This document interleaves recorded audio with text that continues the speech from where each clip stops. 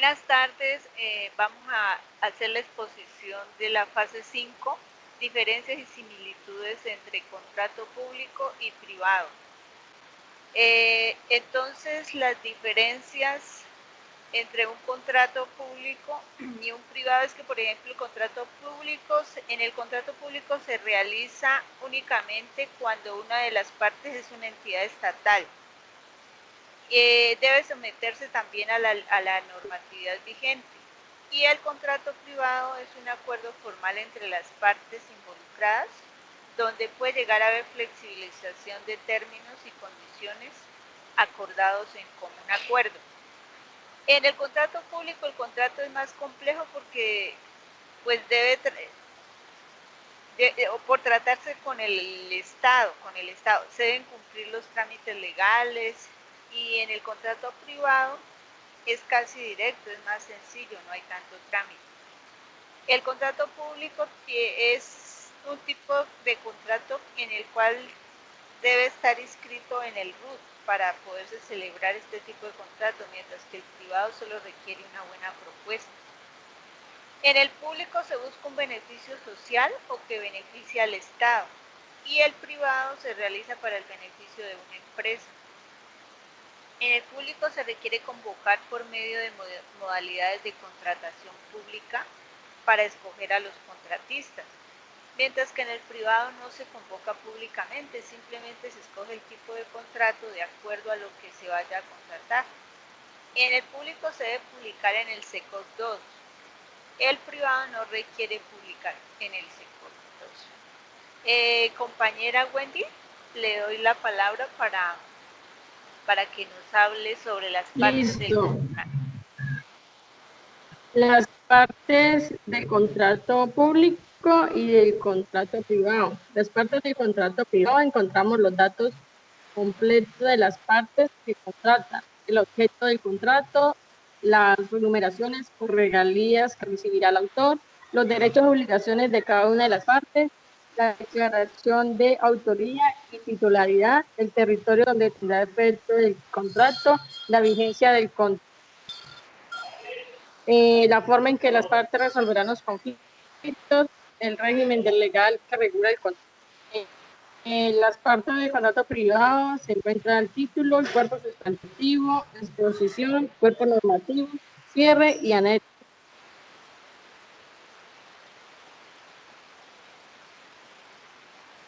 Bueno, entonces los principios del contrato público y privado. Los principios del contrato público tenemos que, según la ley 80 de 1993, está el principio de transparencia, economía, responsabilidad, planeación y selección objetiva. Y existen otros de forma general, que es el principio de moralidad, eficacia, celeridad, imparcialidad, buena fe, contratación, legalidad. Los principios del contrato privado: el principio de autonomía de la voluntad, la obligatoriedad, relatividad del contrato, causa concreta, principio de consensualismo, sociabilidad, solidaridad, además del principio de eficiencia, posibilidad, licitud, capacidad, veracidad, libertad, vigencia y buena fe. También vamos a hablar sobre los tipos, Wendy.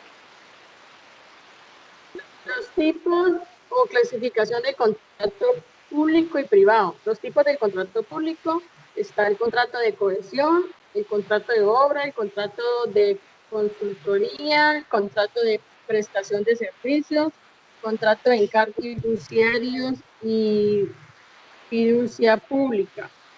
En los tipos de contratos privados encontramos los contratos civiles, los contratos laborales.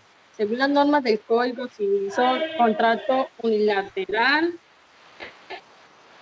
contrato unilateral y bilateral, contrato gratuito y oneroso, el contrato principal y accesorio, contrato contrato conmutativo y aleatorio, el sustantivo del trabajo. Los contratos laborales se refieren a término fijo, de labor, ocasional, accidental o transitorio de aprendizaje. Bueno, tenemos también la responsabilidad por incumplimiento al contrato público y privado. La responsabilidad puede ser contractual o extracontractual. La responsabilidad contractual es que para que se estructure esta responsabilidad del Estado por infracción a la ley del contrato que se requiere acreditar.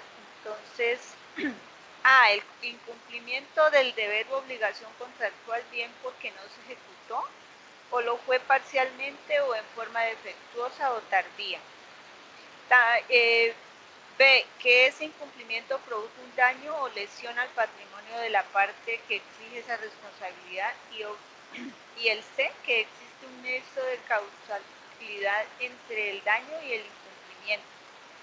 Y la responsabilidad extracontractual consiste en que las entidades públicas deben hacerse responsables por daños antijurídicos ocasionados a terceros con ocasión de la ejecución de un contrato de obra, contratados por ellos, porque la ejecución de una obra por parte del contratista es como si ellas mismas la desarrollaran.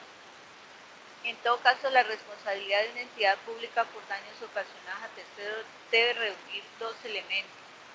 A, lesión o menoscabo del derecho o situación de la cual es titular un sujeto de derecho, y B, la imputación jurídica del mismo, que consiste en la atribución jurídica del daño, que se funda en la prueba del vínculo existente entre el daño antijurídico y la acción o omisión del ente demandado. En todo caso, la entidad pública puede repetir contra su contratista por el pago que tuviera que hacer por daños ocasionados a terceros con ocasión de la ejecución del contrato. Incumplimiento del contrato por parte del contratista. Una vez vencido el plazo previsto del contrato, sin que el contratista haya manifestado, haya satisfecho sus prestaciones o las haya atendido tardía o defectuosamente, se configura el incumplimiento contractual. Cuando eso ocurre, opera automáticamente la mora sin necesidad de reconvención o intimación para que el contratista cumpla la prestación. En este caso, la entidad pública puede declarar la caducidad del contrato y hacer efectiva la póliza del buen manejo de anticipo. Responsabilidad del contratista e indemnización. Un contratista debe indemnizar a una entidad contratante por haber incumplido el contrato de obra debido a que colapsó el muro, por ejemplo, de sedimentación para el mejoramiento de una planta de tratamiento de una laguna. Entonces, porque los expertos coinciden en los errores de diseño de los elementos para el soporte del sistema. Tales defectos debieron ser advertidos por el constructor y el interventor. Procedencia de la declaratoria de incumplimiento incluso cuando se pactó cláusula compromisoria. El sometimiento de conflictos y controversias surgidas durante la ejecución de un contrato a un tribunal de arbitramiento no significa la renuncia por parte de la entidad pública a sus facultades legales. Las atribuciones y facultades legales de las entidades prevalecen sobre la cláusula compromisoria, la cual debe versar sobre las materias no incluidas a las facultades legales. La aplicación del principio de igualdad e interés general y particular. Dora, Sí, Abel. vale. Hola, buenas tardes. Bueno, principio de igualdad e interés general y particular. Este principio se aplica tanto a los particulares como a los servidores públicos y también predica las condiciones de igualdad que deben aplicar en la contratación estatal, donde se busca que tanto el contratante como el contratista cumpla con el bienestar de la comunidad sin descuidar su interés particular. Bueno, listo, compañeros. Entonces, gracias por su atención y hasta una próxima oportunidad.